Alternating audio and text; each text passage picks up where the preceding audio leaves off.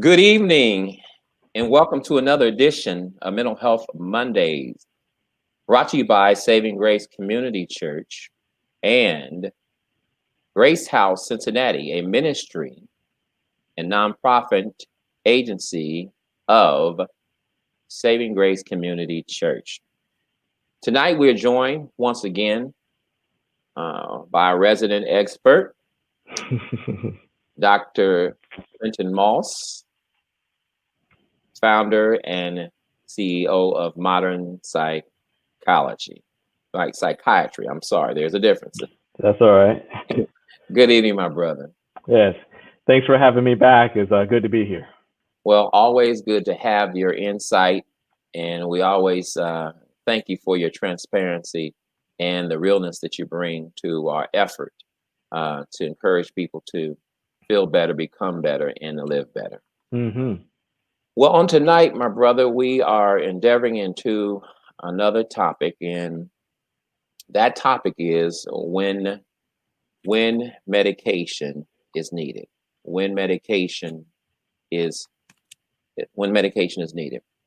You know, we know in our physical bodies, Dr. Moss, that if we go to the doctor and our labs come back and the physician sees some abnormalities, Mm-hmm. that if our sugar or glucose level is elevated, if the functioning of one of our organs is not what it should be, or if our blood pressure, when taken in the office, has repeatedly been high, or we share symptoms that may allude to us having some pressure issues, that whatever ails us, whether it's our blood pressure or our sugar or whatever, that if something continues to present itself to be abnormal, then the doctor, as he or she listens to us, will determine what's the best way to remedy our problem. Mm-hmm. Uh, Sometimes they will suggest to us diet and exercise and leave it there. So let's see how that Mm-hmm. goes. The less invasive, um, protocol they'll suggest right away. But then, if things seem to become more progressive, and we start displaying more symptoms, and we express how much we are bothered by what we are having to deal with, um, then they'll say, time for medication. Right. Right. Well, when it comes to our emotional state, certainly, Dr. Moss, there's a question as to when is there a need for medication? At Mm-hmm. what point do you, as a um, physician, determine based on what everything is being presented? At what point do you say, all right, it's time for us to consider medication? Well, that is it's a very challenging question to answer.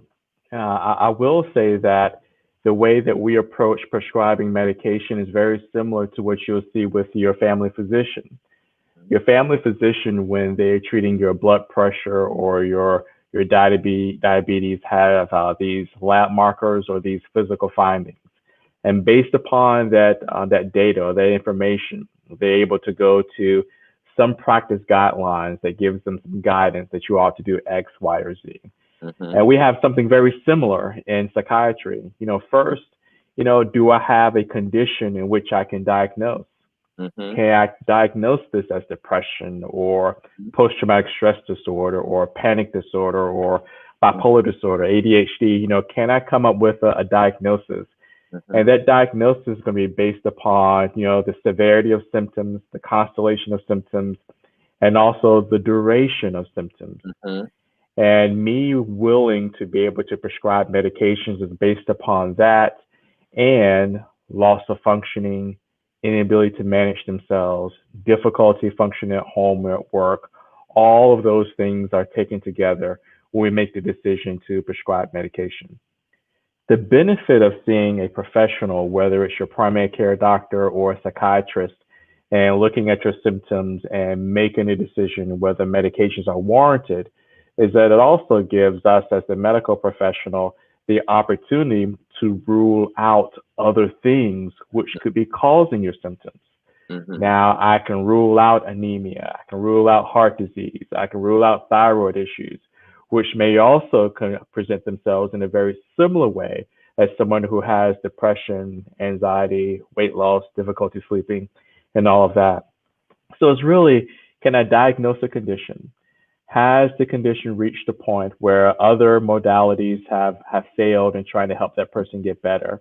Hmm. Has the severity gotten to a place where the person started to lose functioning, and we Hmm. have to find some type of medical intervention for them? That's a critical point right there that you made, because some people, sometimes they don't make the connection between the mental and the physical, Hmm. and they don't understand that what you may be displaying emotionally may be something caused by something's irregular uh, in your body. That's right. So if you're That's more right. irritable or whatever, certainly it may be directly related to diabetes. Hmm. If there's some fatigue and stuff, it may be some your blood pressure, something else going on. Correct? Correct. Yep. So our first job is to what we used to call eliminate the organic cause of the symptom. Make Mm. sure that we can check that off the list, that we've checked those things which can present themselves, with a mood, anxiety, or other symptoms. Yeah, because as an avid television viewer, having watched many programs over the over the years, as you watch certain television programs, and if you watch television long enough, the plots are kind of similar. You've seen it before. Mm, I've seen this plot. So one of the plots that's often developed in a movie is who is displaying irrational behavior, who has real bad mood swings. They get a CAT scan and say, well, you know what? They're acting crazy or they're acting demented, huh, really because they have a tumor on the brain. mhm, mhm, Uh, mhm, and so, but we do know that in the United States that there are, according to a couple of studies, there's 1 in 6 persons are on some type of medicine, psychotropic, and totaling almost 78 million people mhm, who mhm, need a pill to help them. And one particular study indicates that appeared in the December 2016 edition of JAMA, Internal Medicine. About 21% of white adults reported the use of psychotropic drugs, compared with 8.7% of Hispanic adults, 9.7% of Black adults, and 4.8% of Asian adults. It's interesting that there seems to be a higher number within the white Caucasian population, and the numbers seem to be lower in the Hispanic and the Black adult range. Could that be partly due to the stigmas? Often each of those um, minority groups hold about taking a pill. Oh, yes, for sure. Stigma does play a part in our willingness to seek help. And then once we're in a place where we've sought help, whether we will adhere to the medication, based on stigma. But there's something else that's there too. And Hmm. there's also the issue of health disparities in regards to access. Hmm. So, minorities have a more difficult time in receiving mental health treatment. And then when we do receive mental health treatment, even when we are treated by other minorities, we Mm, may still come to the conclusion of an inaccurate diagnosis and mm. sometimes getting the medication that may not be most appropriate to treat their condition. So it's rather complex. Stigma, yes, for sure, but also an issue of access and bias that is all over medicine, psychiatry included. Wow. Wow. Well, tell us a little bit about, you mentioned a few minutes ago about uh, confirming, identifying, ruling things out, and then Hmm. um, making sure you write a script that's appropriate to deal with the condition that's being displayed.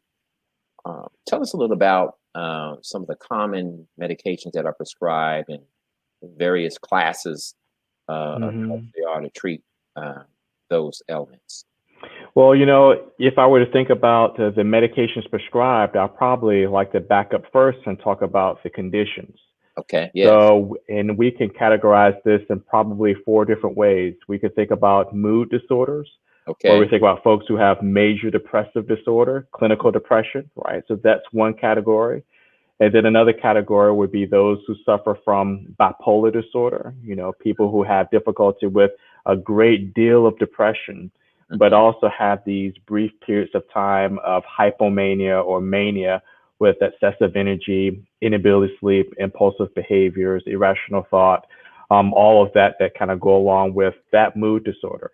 And then Okay. for that mood disorder, if it's depression, surely we use judiciously, meaning very carefully, antidepressants to treat that. But if we have someone who has bipolar disorder, which can look a lot like depression, Mm. we treat with mood stabilizers, which are medications like some seizure medications, which have FDA approval for that, lithium, Depakote, Lamictal, and sometimes we use antipsychotics, not because patients are psychotic, but Mm-hmm. because these medications have a way of going to certain parts of the brain and certain receptors Mm-hmm. with very unique properties to be able to target certain symptoms quite well. Mm. So those are some of the tools that we use in treating simply just depression. Mm-hmm. If we were to go on to talk about anxiety disorders, whether we're talking about OCD, post-traumatic stress disorder, Mm-hmm. generalized anxiety disorder, or even panic disorders, Mm-hmm. again, we're using antidepressants. Mm-hmm. Person may not be depressed, but the way these medications work is that they target against specific receptors in the brain, which we know are associated with various anxiety syndromes. Mm-hmm. I can go on, but moving on from there, we can talk about people who have psychotic illness, Yes. psychosis, or problems with disorganized thought or hallucinations or paranoia or being delusional. Those things can be a feature of depression. They Mm-hmm. can be a feature of bipolar disorder, Mm-hmm. or they can be their own entity, much Mm-hmm. like what schizophrenia is. Mm-hmm. And then there are a couple of classes of medications that we use to treat that condition. Mm-hmm. As we move on from there, there's also ADHD. We've talked about a little bit, and there are a couple of classes of medications which have been shown to be very effective in treating those conditions. So we look at the condition first, Mm-hmm. the severity of what's going on with that condition, and Mm-hmm. then trying to match that medication. How do we match that medication? Well, we're going to go through family history. Does your mother or father, brother or sister have a mental condition? Mm-hmm. What medications are they on, and were they effective in treating those medications? Because we know that the genes that we share may Mm-hmm. also give us a clue as to which medications may work more effectively for them. What other medical conditions do you have? Because I have to make sure that I don't make another medical condition worse. I have to Mm-hmm. make sure that when I prescribe medications, the medications don't counteract each other, Mm-hmm. right? I have to think about whether there are issues, perhaps even with substance abuse, and that also helps me to make a decision regarding medication. But even if I were the astute clinician and I Mm-hmm. made the right diagnosis Mm-hmm. and I picked the right medication Mm-hmm. because of all their medical conditions and all that's going on with their genetics, I still have to wrestle with the insurance company. Wow. Which medication is the insurance company willing to pay for? Which Wow. medication can the client afford, Wow. right? Because there's a great spectrum with that. So Mm-hmm. all of those things come to play when talking about medications, not to mention trying to negotiate potential side effects of those medications. I So think you were right in when we had our pre-show conversation. This really could be 3 hours. But I think what's interesting to me, and what I find interesting is in your discussion about how to determine what medication is appropriate based on your gene makeup. Are there certain medications that work well with different genders or ethnic groups more than others?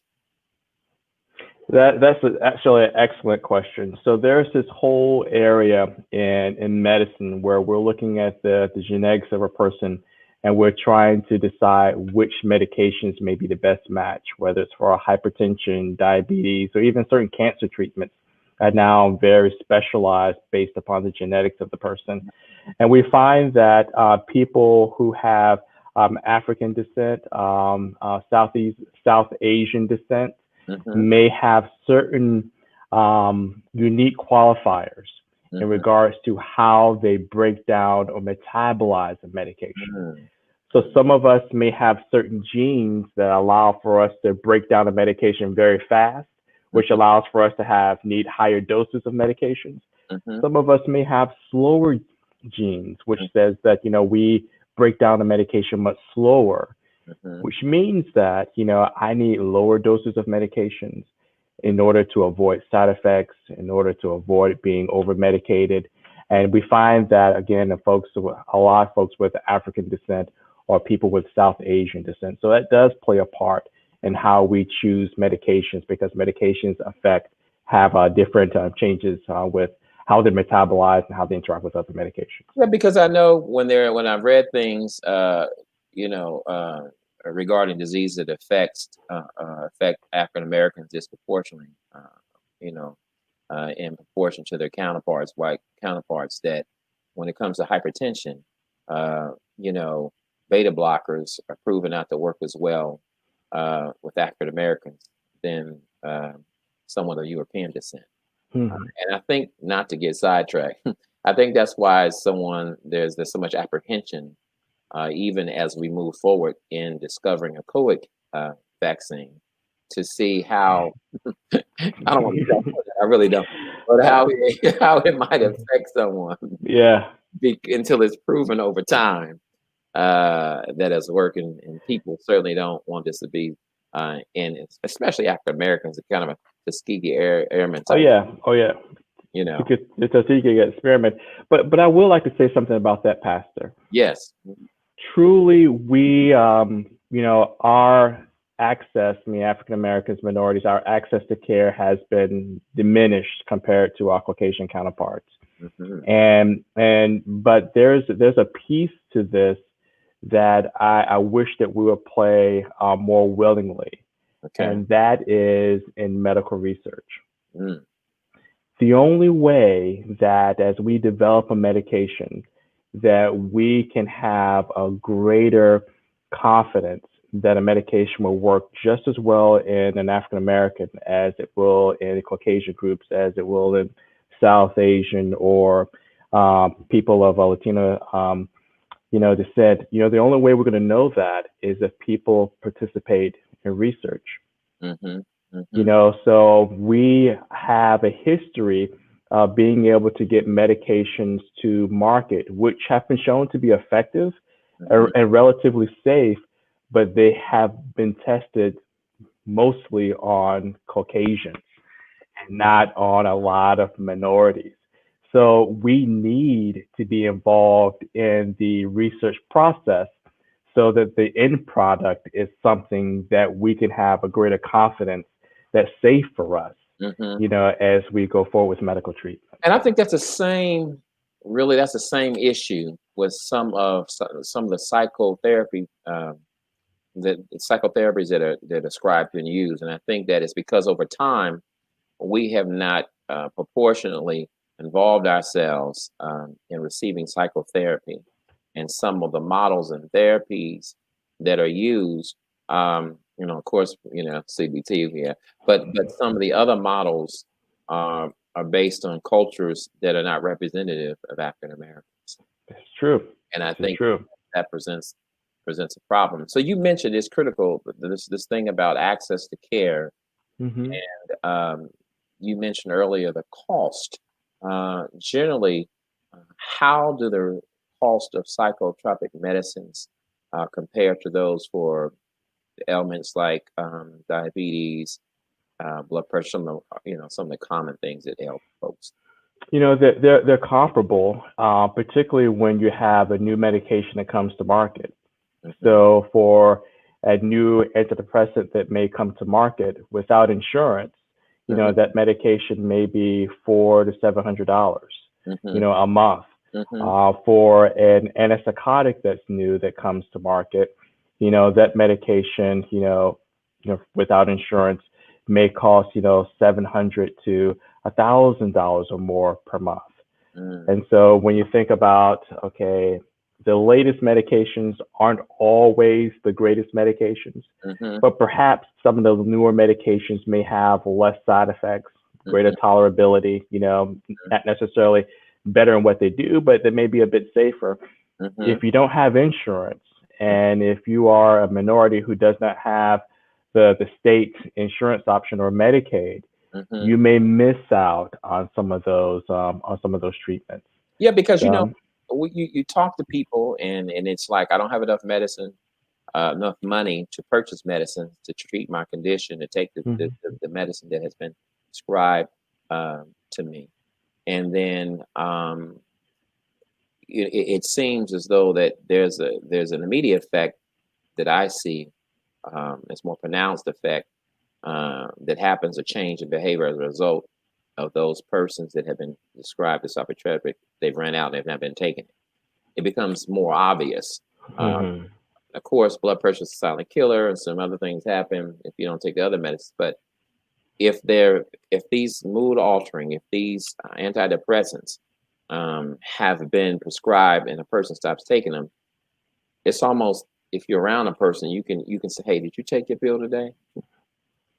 Yeah, I mean, the medications are prescribed for a reason. We hope that people who are prescribed the medications appropriately find that their ability to be able to manage the symptoms is much better. The Mm-hmm. medications do not take away the problem. Mm-hmm. The medications do not give you coping skills. That's good. The medications don't change your personality, but the medications do allow for us to be able to manage our symptoms better, hoping that we're getting some inputs for some of these other things so that we can really move forward. That's But good, Doc.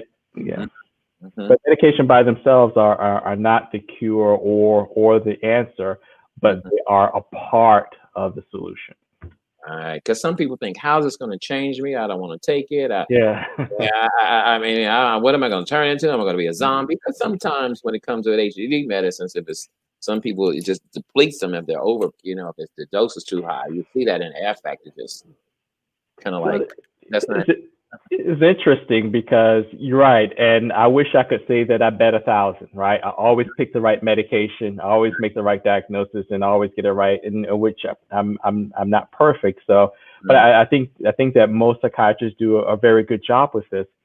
But I find that patients or clients will tolerate low blood sugars or bottoming out with their blood pressure from their primary care doctor. But the moment that they feel sedated with their psychiatric medications, they want it to be a wash. They're done with it. Yeah, right. See, I told you. See, Yeah. that medicine made me feel funny. Right. Yeah. Right. And that's interesting. Well, you mentioned something that I want to pick back up to, and you just kind of alluded to. When it comes to um, prescriptions being written, and I notice that when it comes to like ADHD, that a pediatrician might write a script out. Um, would a primary care physician be in a position to write a psychotropic medicine, or would they refer you out to a psychiatrist? It depends on the primary care physician. Some primary care physicians are excellent. They're able to diagnose depression, bipolar disorder, sometimes schizophrenia, and they go with a lot of confidence based upon additional training that they receive or how they stay up with the literature, and they feel very comfortable in managing a lot of that.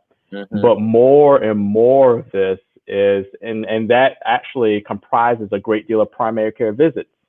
People with depression or anxiety are presenting to primary care more than people with high blood pressure or diabetes. They're coming there with this complaint, and some of them are able to manage that quite well. Others want to refer them out. Realizing that in your primary care doctor's office, that doctor has probably 12 to 15 minutes. Right. Yeah. And they take yeah, they got a problem. It's I got a cough, I'm depressed, my legs are swollen, and they're going to look at you and really say, which of these can we manage today? Wow. you That's good. know, and that's unfortunate, the nature of medicine, Mm-hmm. and trying to make sure that we can be productive in seeing people. But, you know, primary care oftentimes, not all the time, but oftentimes don't have the time to be able to devote to that. And that may be one of the reasons why they may refer. Well, how is the communication between a licensed social worker or a psychologist with um, a physician? Tell us a little bit about the collaboration that occurs between Hmm. a non-medical mental health professional and yourself, being a mental health professional with the MD behind your name. Hmm.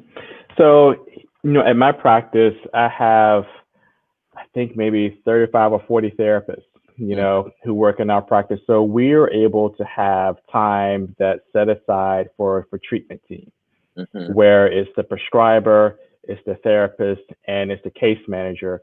And we're going through cases and trying to find ways that we can create solutions for our clients, so problem solve things. So Mm-hmm. that's the way it typically works in a psychiatrist practice where they have therapists, or at a mental health center.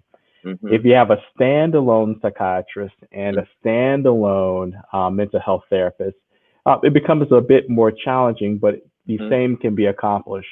So there may be a phone call, there may be a letter that's sent, and efforts to try to collaborate on the care. But it's very important, very important that if you're seeing a psychiatrist and you're seeing a therapist, allowing them to have confidentiality agreements, releases of information that allow for them to collaborate. When Mm-hmm. I see you, I'm only seeing one side of you for a period of time. And then the other is seeing another dimension of you, Mm-hmm. right, for a period of time. We can put those pieces together and come closer to a whole and being able to come up with a comprehensive plan for the client.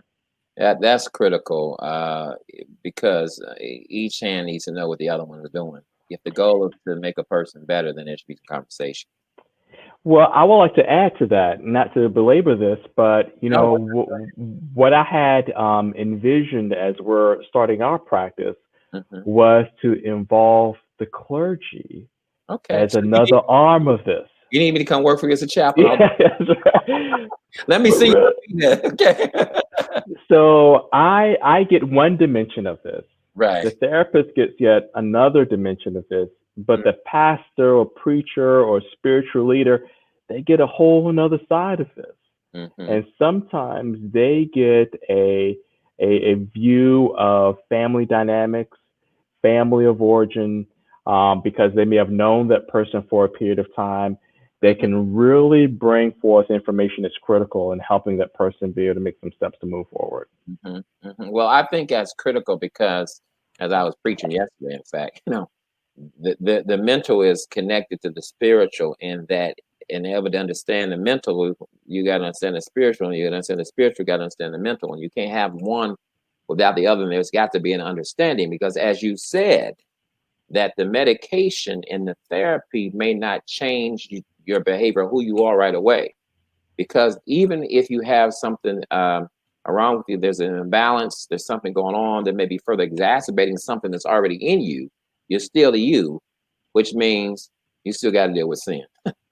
You're right. You're right. You You're know, definitely right. I can treat symptoms and someone can do counseling, but if there is a spiritual problem, hmm my medications aren't going to touch a spiritual problem. It may make things more tolerable. It may make help folks to be able to maybe to cope a little bit better.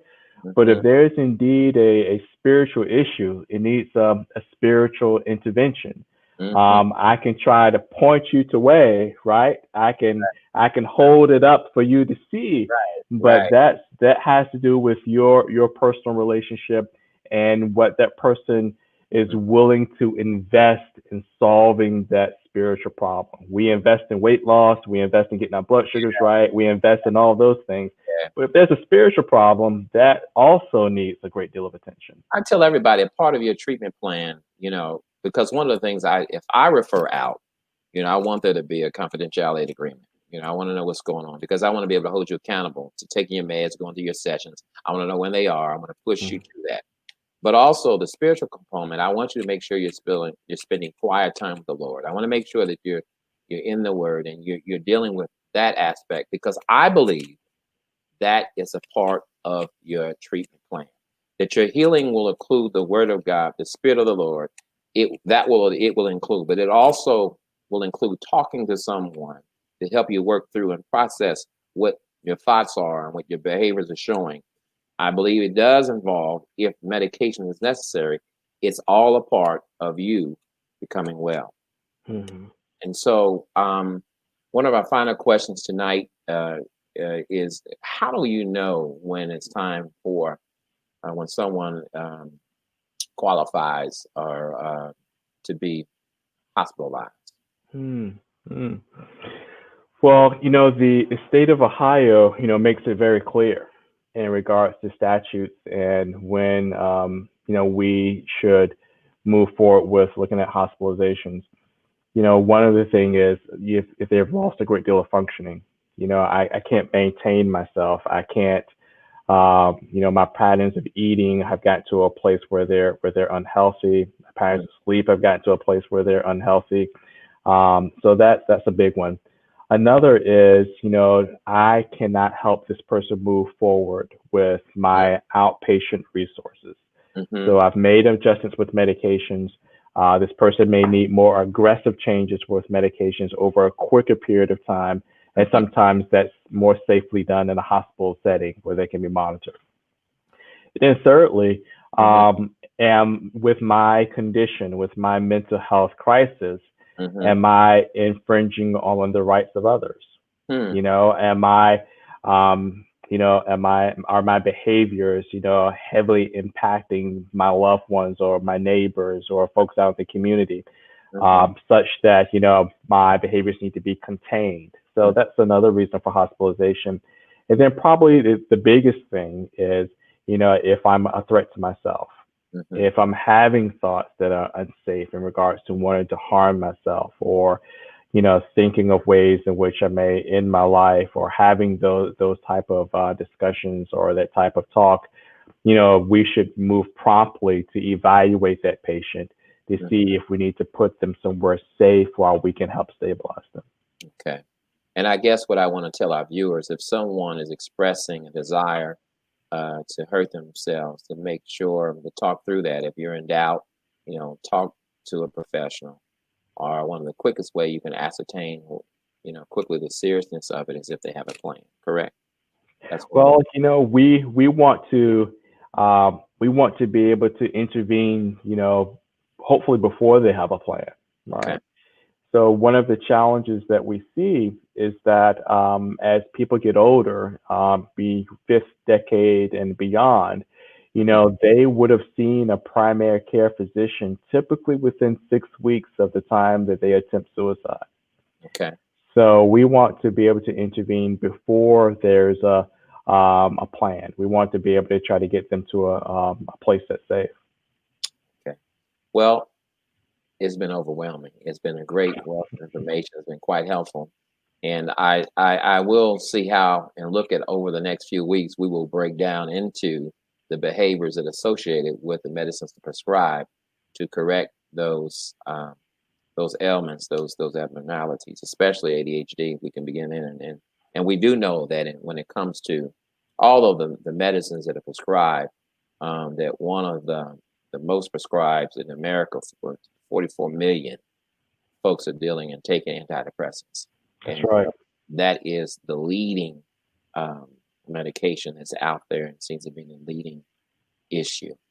So this has been awesome. And I hope and I pray that those of you that have joined us today have gained some insights, some information that you feel more comfortable in your pursuit of feeling better, becoming better, and living better. Thank you so much. Blessings upon you all. Thank you once again, Dr. Moss. Thank you.